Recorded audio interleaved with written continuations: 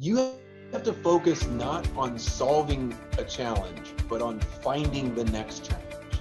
And the difference in the mindset, Jeff Bezos talks about being a day one company at Amazon.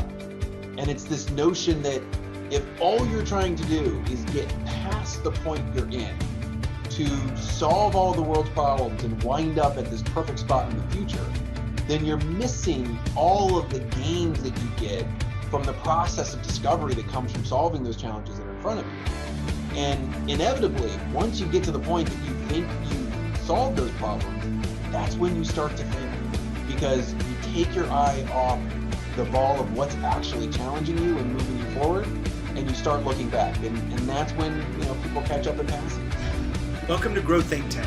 This is the one and only place where you will get insight from the founders and the CEOs of the fastest growing privately held companies. I am the host. My name is Gene Hammett. I help leaders and their teams navigate the defining moments of their growth. Are you ready to grow? In leadership, you have to be you. In fact, being someone else is probably the most ineffective way to lead others because they can see right through it. But many times, we feel like we have to show up as someone other than ourselves. Today, we're going to be looking at authentic leadership. What do I mean by that? Well, when you have the courage to tune into exactly who you are, let go of what others say you have to do or the style of leadership, even me, I want you to be who you are. I help my leaders really see who they are and be the best versions of themselves. I know that sounds a little hokey, but that's the work I do. I help them create more time. I help them create space for them to think and to lead people and not just manage work. There's so many things and aspects to that. But today we're going to look at authentic leadership. How do you do that when the company's growing fast? Well, our guest is Scott Webb. He's the co-founder of Avionos, and they are a digital marketing company. They work with a lot of e-commerce companies.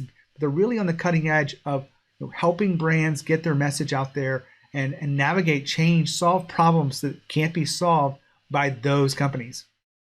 Scott and I talk about authentic leadership. He shares a story about where he realized that he had to be himself.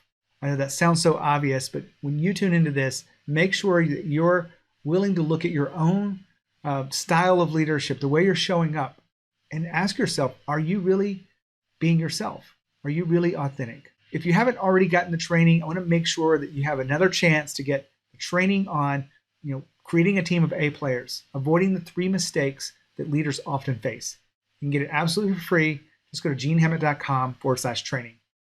Here's the interview with Scott. Scott, how are you? Hi, Gene. Very well. Excited to have you on the podcast. I've already let our audience know a little bit about you, but tell us about the company that you work in and what we're, give us some context. Yeah, no, thank you. And appreciate being here and having a chance to talk to your audience. So I'm the CEO of Avionos, and we're a digital consultancy headquartered here in Chicago. We really operate on a national scale, and our business is helping organizations through rapid change. I tell my team all the time, we're in business because our clients have challenges that they can't solve themselves, and so we face every day as an opportunity to look at what's changing and how customers are expecting the brands and the organizations they work with to engage with them digitally and solve the gap that the organizations aren't there yet. And how do we help them mature, and how do we help them actually deliver really engaging experiences to their customers? You've made the Inc. list multiple times. Is that accurate? Yes. Yeah. Twice, We're right? very proud. Yeah. And you've got about 90 employees. Is that research about right? That's correct. Yeah. Mostly here in Chicago, although we have kind of coast to coast from New York to Seattle. Well, when we were doing some research around, what makes fast companies tick, what makes them really grow fast, what came back was leadership and culture were the primary elements that we can learn from across industries. One of the things that you've been talking about with me before we cut on the recorder is about loving the journey. So what does exactly loving the journey mean to you? Yeah.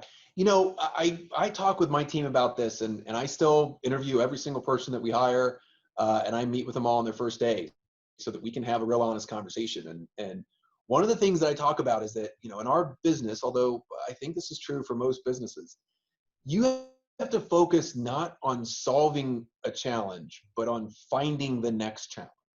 And the difference in the mindset, Jeff Bezos talks about being a day one company at Amazon. And it's this notion that if all you're trying to do is get past the point you're in to solve all the world's problems and wind up at this perfect spot in the future, then you're missing all of the gains that you get from the process of discovery that comes from solving those challenges that are in front of you. And inevitably, once you get to the point that you think you've solved those problems, that's when you start to fail, because you take your eye off the ball of what's actually challenging you and moving you forward, and you start looking back. And that's when, people catch up and pass you. Can you give us an example of that so that we really tune into what you're saying? Yeah. So, in our organization, we're always helping clients with, what feels like some really similar challenges. So they have a digital experience that's not effective. They have technology that's outdated. One of the easiest things is to step into that thinking that it's going to be the exact same situation. We had a client that, was dealing with internal communication issues, and we've seen that 1,000 times. What you have to do is appreciate, in a particular client, the root of that problem was not the technology. It was not the time gap. It wasn't the experience gap. It was literally that they had incentive systems that were misaligned. So one organization was charging to one number, the other organization was charging to a different number. And, for us, it's very easy to step into that thinking, well, we know the answer because we've seen this, but you have to be able to step in and be vulnerable enough to say, I don't actually know what the answer is yet. I have an idea of how we're going to get there, and let's figure out this answer together. I love that, because it's probably very similar to my work as an executive coach, helping leaders. What they see as the problem is usually not the real problem.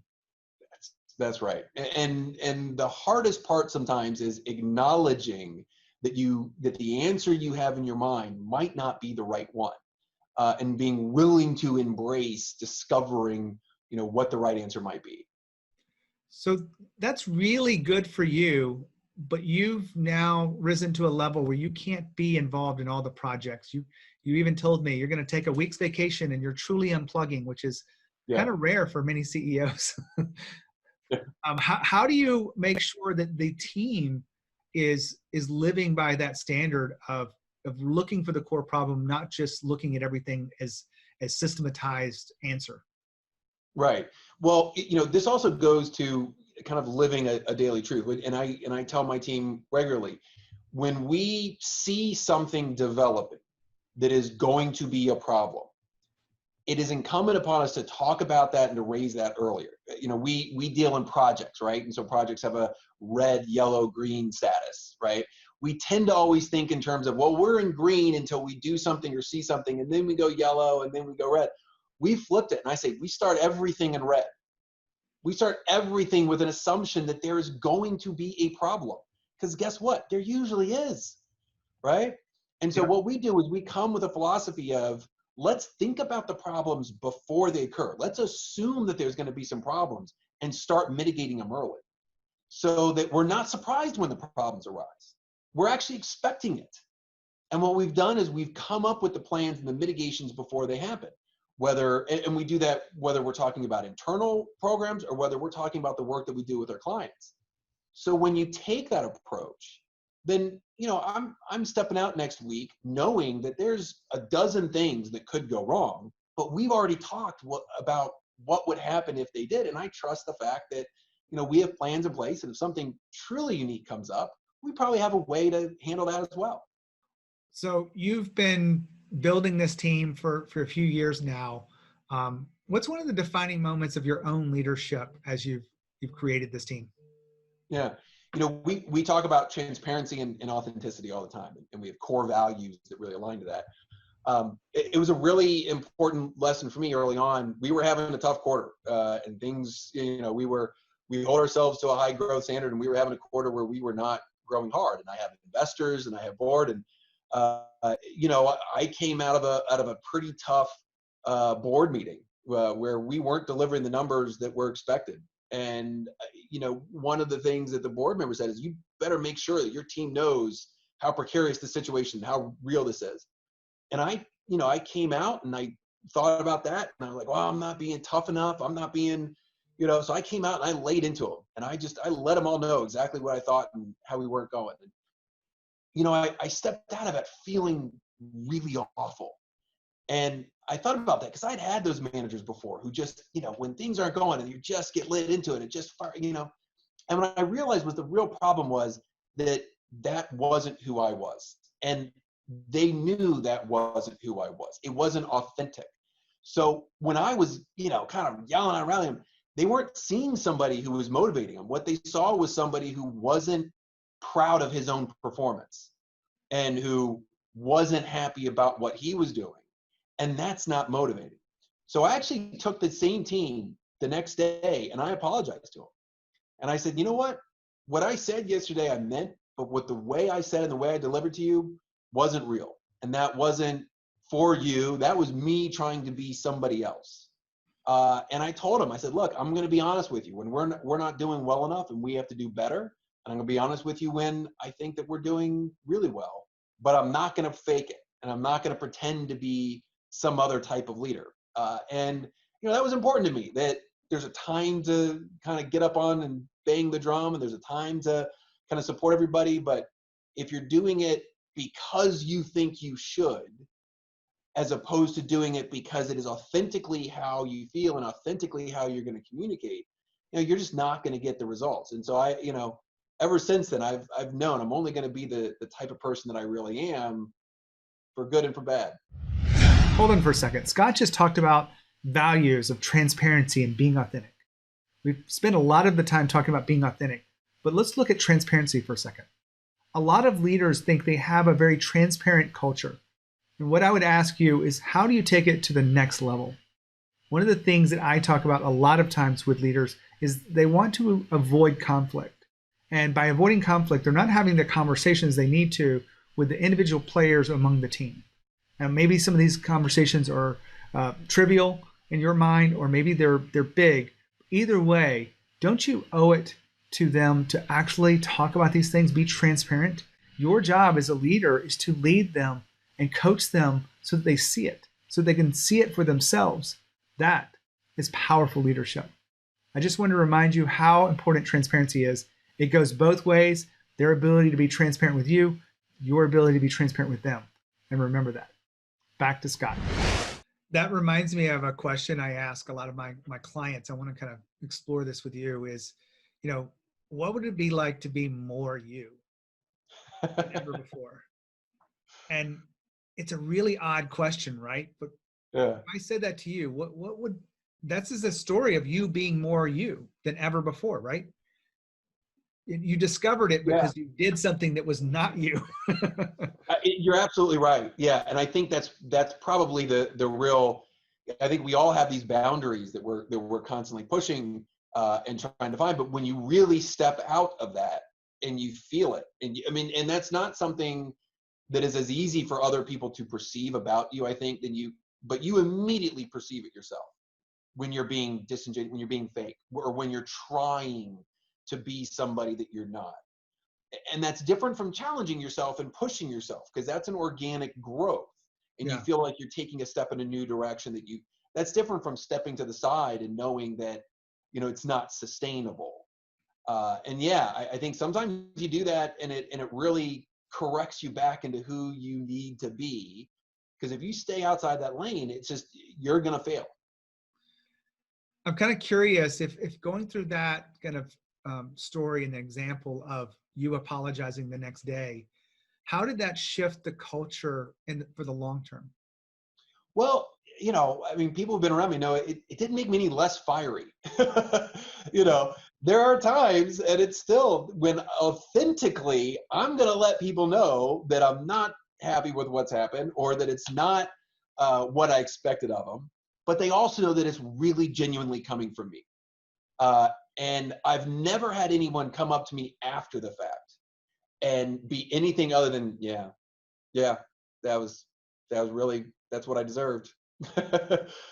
Because you have to create opportunities for people to come to you with bad news. You have to create opportunities for people to celebrate with you and to be rewarded for that and to be corrected for the other. And if you're lacking in either of those, and with me, I've got kind of a loud personality, and the joke is you don't want to sit right outside my office, because if I'm laughing, you're going to hear that, and if I'm dressing someone down, you're going to hear that. But I think the biggest thing is that people know that when I tell them something, I mean it. When I can't tell them something, I'm honest about that too. If there's something that someone has a question on and I don't have an answer that I can share with everyone, I'm going to tell them I can't tell them. And they know that that's because I'm not holding anything back, but because in the nature of the business that we have, sometimes, not everyone gets every piece of information they want. When you talk to me about this loving the journey, part of my mind goes into all the things that we have to do as CEOs that aren't comfortable, but yet we do them anyway because it's part of the entire organization, the entire system that works together. Is that a right feeling, that you have to do things that you don't want to do still today? It's funny because there were certainly things that I felt early on, I don't want to have to let this person go. I don't want to have to, tell this person that they're not doing it. I like to be a motivator in chief, right? I like to kind of really get people excited. What I thought about differently with that is I owe it to them to help them find the place where they're going to be successful. And everyone that we hire for a reason. And every project that we take on for a reason. And if we're struggling, that thing that initially is a difficult conversation, when you turn it, you realize it's actually something that you really owe to that other person, to have an honest conversation with them. Or you owe it to them to tell them that they're not living up to your expectations. Or they deserve to understand that their performance isn't meeting a standard that you hold them to.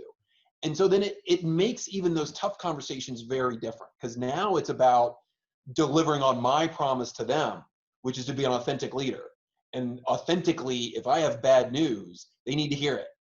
And if I sugarcoat it, I pretend that it's not, or I pretend that we're not in a challenging economic period, right? If I act like everything is great, then I'm not delivering to them the value as the CEO that they deserve out of me as a leader. And so, there's very few things that I feel like I don't want to do. Now, look, some things that aren't fun, right? But my job isn't for everything to be fun. And so it changes the mindset of approaching some of those what otherwise might be difficult conversations. Well, Scott just said something very interesting. I owe it to them. And he's absolutely right. If you're going to give feedback to someone, they deserve to get it. You owe it to them. But think about this too.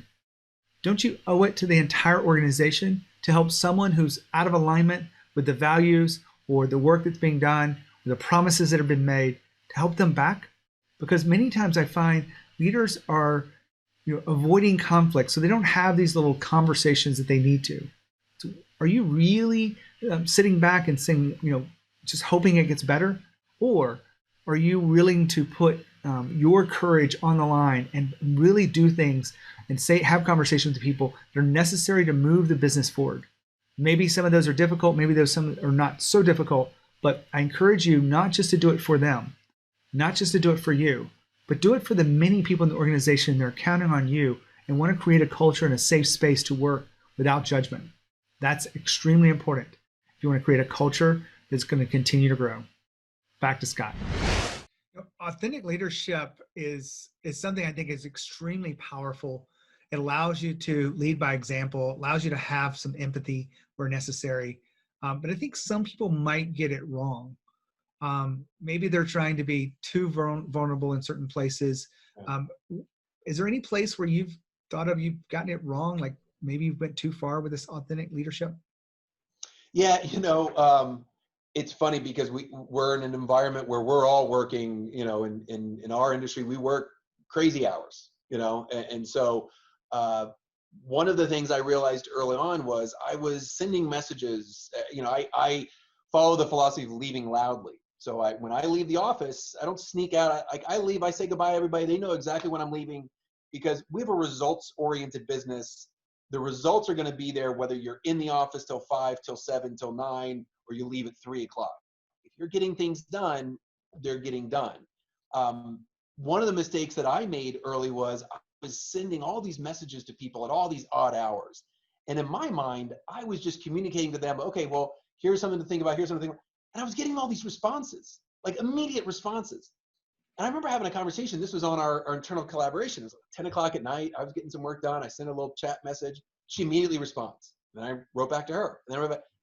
I was like, well, why are you working so late? And she says, well, I got a message from my boss at 10 o'clock at night. And it made me step back and realize, yeah, my role in communicating to them is very different than their role in communicating back to me. And I have to think about what response I'm really implicitly asking for when I start to share information or when I start to ask questions. So it did really change how I think about my role in terms of communicating to the organization, communicating to individuals, and being much more aware of what expectations I'm setting on them, and whether that's an expectation that I want or whether it's something that I just need to be more cognizant about how they'll respond. If you happen to be listening to this on YouTube, make sure that you subscribe to the channel. We want to make sure that you continue your path to being a visionary, strategic leader and really be something that your team is craving as a leader. When you think about leadership, make sure you think of Growth Think Tank. When you think about YouTube, make sure you hit the subscribe button and you hit the bell notification button so you don't miss an episode. Back to the interview. I think it takes a lot of leaders a while to get that, and sometimes they never get it. One of the things that I've seen that's really powerful is a company like Slack has written on the walls, big pink letters. It says, work hard and go home. Yeah. And what that really means is when you go home, that doesn't mean check Slack again. It means literally don't check it out, like go home. And don't check it on the weekends. Like they really do want to have the separation. And many times if you're responding at 10:30 at night or 12 o'clock or whatever it may be, or 5 a.m., they feel like they have to respond right away. And it can be a negative to the culture. So thanks for sharing that, Scott. We haven't talked about this much, but I want to kind of like just look at it a little bit. Marketing is, surrounded by constant change, and you've learned to embrace that change, but yet you've got some interesting thoughts around change. How could that help our leaders today? Well, one of the things that we've done is really build the organization around a very dynamic role. And what that means is we're a delivery company, right? We're constantly delivering. So rather than having people come in and really look at them as specialists in a field, I like to call, what we're doing is the new digital renaissance. And because our field changes so rapidly, if we were focused on building practitioners of an individual tactic, or this is someone who really understands email marketing, and this is someone who really understands digital commerce, what we're doing is setting them on features or setting them on a path that has an immediate shelf life, because we know that the nature of the industry is constantly evolving and changing. So what we do is we have this notion of a core philosophy, and the first thing about a core is being curious. We say, no one does everything, but everyone does more than one thing. And what that means is whatever your particular expertise is, a part of your job is to develop new expertise. So we expect everyone, and we have to support them in immediately cross-training, multiple domains, multiple technologies. And the result is you have individuals who feel that they are constantly on a career progression. So in developing those new skills, they're constantly facing new challenges. They have to, reassess how well they really understand a particular domain or a particular technology. And since we do that in our own internal development, that translates into how we approach the challenges that we're facing in the market and with our clients. Because we never allow ourselves to feel stable. We never want someone to feel like I've reached this point in my career where I've learned everything I need to learn. Because we know then that we're shutting ourselves down to the things that are changing around us. So, this notion of constant evolution of the role is really central and critical to how we approach our work, our business, and as a company, how we approach the market and our clients. Love that. Well, we've run out of time here. Scott, really appreciate you being here, sharing your wisdom with us on the podcast. And thank you so much. Really appreciate the conversation and enjoyed the time. I just love talking about things like authentic leadership. I don't think we take enough time to sit down and talk about what does it mean to be you? What does it mean to be the best version of you? How do you play at a higher level than you are right now by being yourself? Well, that's the work I do as a coach. I love working with successful leaders, founders, CEOs of these companies to help them truly go beyond where they are today. These people are successful in their own right, but they understand that they must evolve. If you're tuning into these episodes, if you're listening to my voice right now, ask yourself, where do you really want to be with your own leadership and your culture? Where do you want to take the company from a growth standpoint? If you're not hitting on all of those factors and very clear about what is next for you, then maybe we should have a conversation. I'm not trying to sell you, but I would love to connect with you because if you're listening in, it means you want to be a better leader. Now, I say that, I'd love for you to connect with me. Reach out and find me, gene@genehammett.com. When you think about leadership and you think about growth, make sure you think of Growth Think Tank. As always, lead with courage. We'll see you next time.